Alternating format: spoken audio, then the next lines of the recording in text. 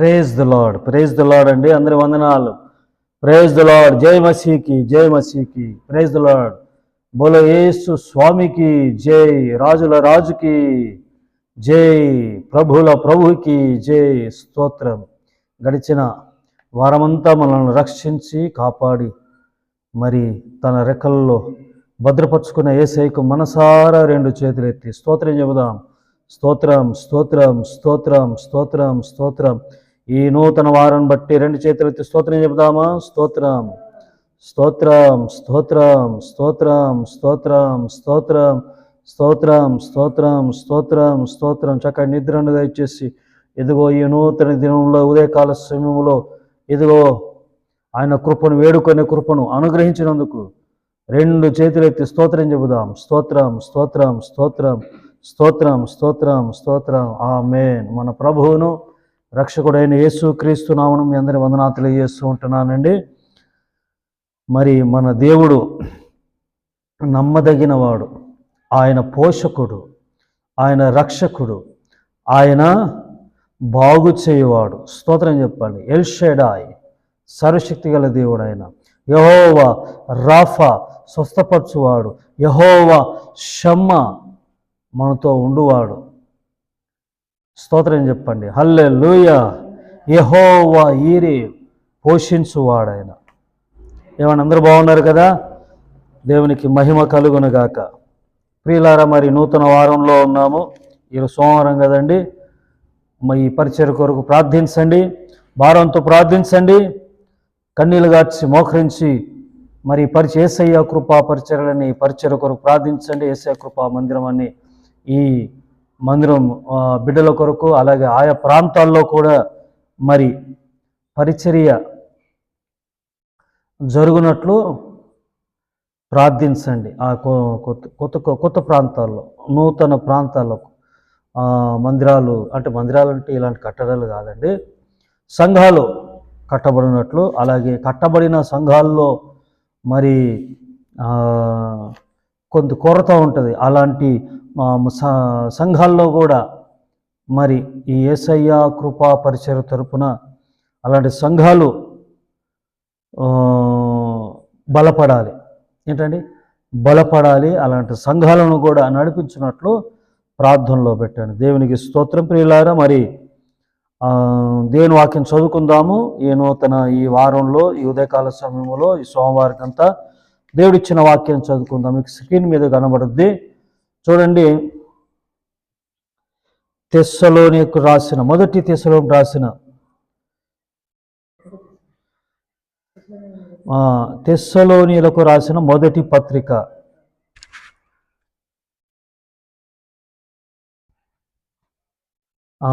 చూడండి. తెస్సలోనియులకు రాసిన మొదటి పత్రిక 5వ అధ్యాయము 11 చదువుతానండి. 5వ అధ్యాయము 11. కాబట్టి మీరిప్పుడు చేయుచున్నట్టుగానే ఒకరినొకడు ఆదరించి ఒకరినొకడు క్షేమాభివృద్ధి కలగజేయుడి. మరలా చదువుతాను. కాబట్టి మీరిప్పుడు చేయనట్టుగానే ఒకరినొకడు ఆదరించి ఒకరినొకడు క్షేమాభివృద్ధి కలగజేయుడి. స్తోత్రం చెప్పండి. హల్లెలూయా. సంఘము ఏంటండి? సంఘము క్షేమాభివృద్ధి నొందాలి. ఏంటండి? సంఘము రెండు కాదండి, సంఘము భాగాలు కాదండి. సంఘం అంటే విడివిడిగా ఉండేది కాదు, ఒకటిగా ఉండేది. సంఘానికి ఎంత శక్తి ఉందో తెలుసా అండి? సంఘమంతా ప్రార్థన చేస్తే దైవ సేవకుల విషయంలో కూడా అద్భుతాలు జరిగాయి. దైవ జనుల్లో వారి పరిచర్యలో కూడా అద్భుతాలు జరిగాయి. మరి ఓ సేవకులు చెప్పారట ఓ సేవకుడితో, అయ్యా నువ్వు పరిచర్య చేస్తున్నావు కదా, మరి నిన్ను గూర్చి నీ విషయమై ప్రార్థన చేసే ఒక 5, 10 మందిని, కొంతమందిని సంపాదించుకో, కొంతమంది ప్రతిరోజు నీ కొరకు ప్రార్థన చేసేవారు ఉండాలి అని చెప్తే, మరి కొంతమంది ఆ సేవకుడి కొరకు ప్రార్థన చేస్తూ ఉన్నారంట. ప్రియమైన దేవులారా, సంఘానికి ఎంత శక్తి ఉందంటే, ఆ సేవకుడేమో ప్రతిరోజు ఉదయం సాయంత్రము, మరి సేవకులు బిజీగా ఉంటాం కదండి, సేవకులుగా పరిచర్యకి వెళ్తూ ఉంటాం. మరి ప్రార్థన చేసి ఆ గుంపు, ఆ ప్రార్థన సమూహం మందిరంలో ఉండి సేవకుల కొరకు ప్రత్యేకంగా ప్రార్థన చేస్తూ ఉంటే, ఆ సేవకుడు మరి ఆ సేవకులు నేనైనా రోజు ప్రయాణం చేస్తూ ఉంటే ఎన్నో అపాయాలు, ఎన్నో గండాలు, ఎన్నో మరి కీడులు, ప్రమాదాలు జరుగుతూ ఉంటాయి. రాకుండా దేవుడు కాపాడుతూ ఉంటాడు. అలాగే గొప్పగా ఆ సేవకులు వాడబడము అనేకుల హృదయాలను ఆయన వైపు త్రిప్పేటట్టుగా వాళ్ళు వాడబడతా ఉంటారు. ప్రార్థన చేసి అంత శక్తి ఉంది సంఘానికి. అందుకే తెస్సలోనిక సంఘానికి రాస్తూ, బాబు మునుపటిలాని ఇప్పుడు కూడా మీరు ఒకరికొకరు ఆదరించుకోండి, క్షేమాభివృద్ధిని ఉందండి. ఏంటండి?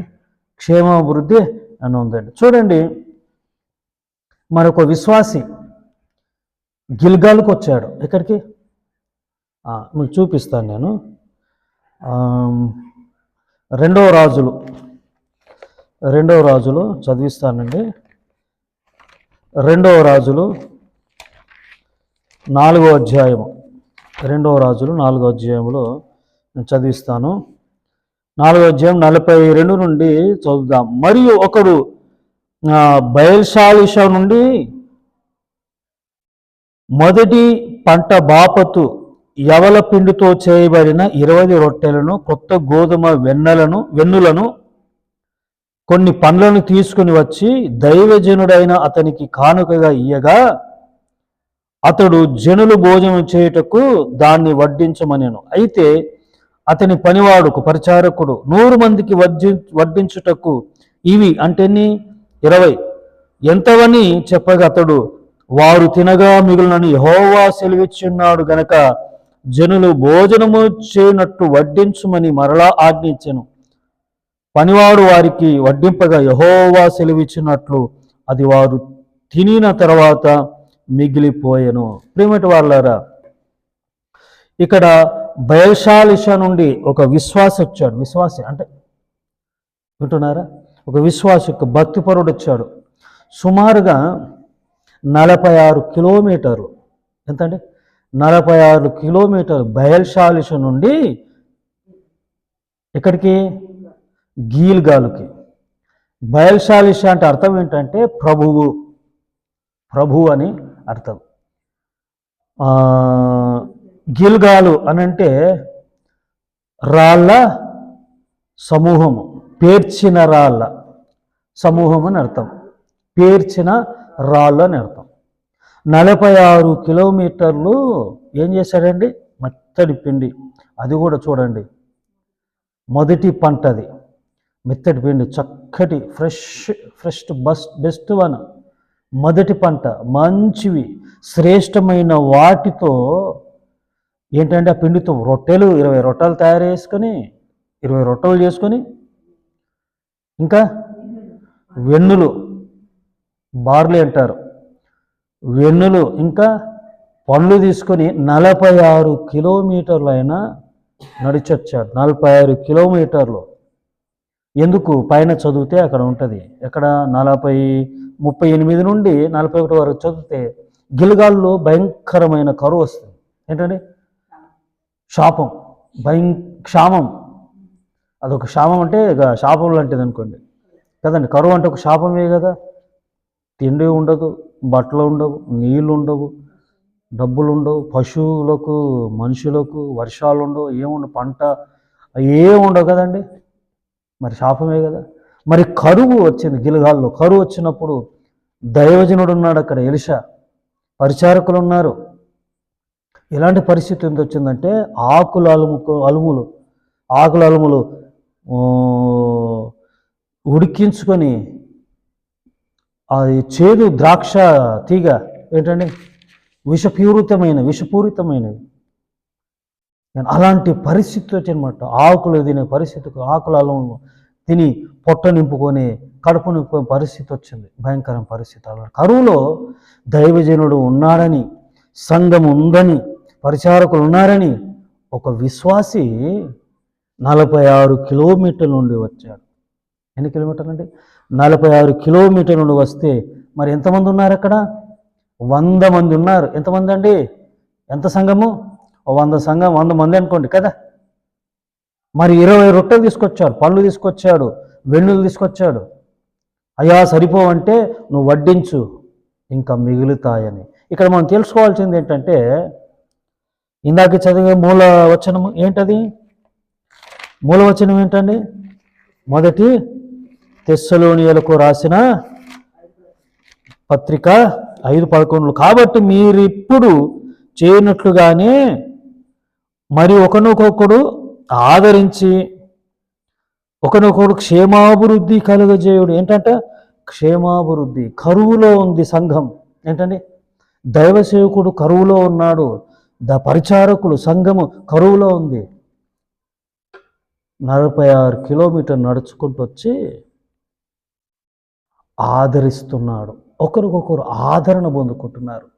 అంటే ఇక్కడ ఏం కనబడుతుందంటే, ఆదరించుకోవడం వలన సంఘము క్షేమములో ఉంటుంది. స్తోత్రం చెప్పండి. హల్లెలూయా. క్షేమాభివృద్ధిలో ఉంటుంది. పట్టి పట్టనట్టుగా కరువులో ఉన్నారా, నాకెందుకులే, సైవిక సేవుడు కరువులో ఉన్నాడా, సంఘం కరువులో ఉందా, నాకెందుకులే అని అనుకోలే.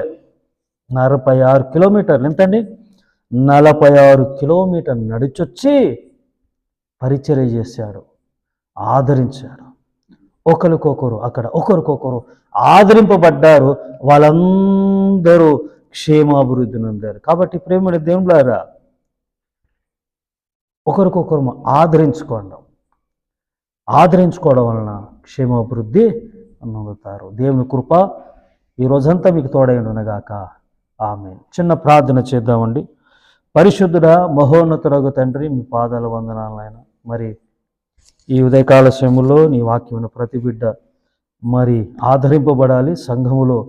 మరి నాకెందుకులే అని అలా కాకుండా అందరూ ఏకతాటి మీద ఉండాలి, ఏక మనస్సు కలిగి ఉండాలి, ఏకభావం, ఏక తాత్పర్యం, ఏక మనస్సు, ఒకటే మాట, ఒకటే ఉండాలి. ప్రభా, అన్నిటిలో ఒకటై ఉండి అయా ఆదరింపబడుతూ అలా క్షేమాభివృద్ధి నొందునుగాక. యేసు నామమున ప్రార్థించి వేడుకుంటున్నాను తండ్రి. Amen. Amen. God bless you all. May God bless our India. Praise the Lord. అందరి వందనాలండి. Praise the lord.